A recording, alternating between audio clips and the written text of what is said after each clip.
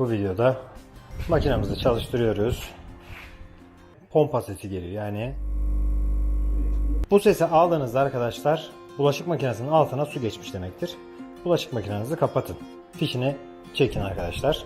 Makinenin arkadaşlar su bağlantısını kesin ve su hortumundan çıkarın. Çünkü bu işlemi yapabilmeniz için makineyi arkaya doğru yatırmanız gerekecek arkadaşlar.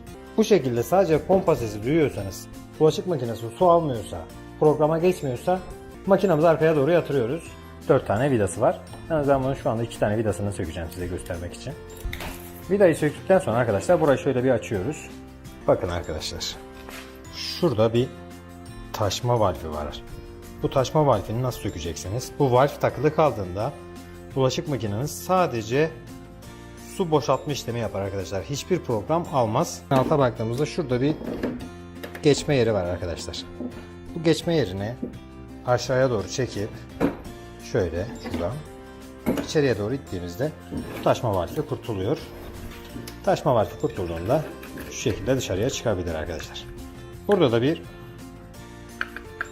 şöyle su geldiğinde arkadaşlar burada bir köpük var. Şu köpük. Su geldiğinde bu yukarıya doğru kalkıyor. Bu yukarıya doğru kalktığında makine otomatik olarak diyor ki tabanda su var. Tabana su inmiş. Makine su kaçırıyor. Ben makinenin sadece pompasını çalıştırayım. Ve makinenin içerisinde bulunan suyu boşaltayım diyor arkadaşlar. Bunu da şu şekilde yapıyoruz. Şurada gördüğünüz gibi bu tırnaklı bir yapıya sahip arkadaşlar. Şuradaki tırnağı kurtaralım. Şu şekilde. Bunu açacağız. Evet. Gördüğünüz gibi bu ikiye bölündü.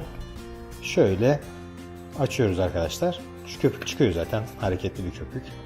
Şunu şuraya koyalım. Şuradaki parça bakın arkadaşlar. Sesi duyabiliyor musunuz? Bu yukarıya kalktığında, köpük bunu yukarıya kaldırdığında makineniz sadece ve sadece arkadaşlar pompa çalıştırır.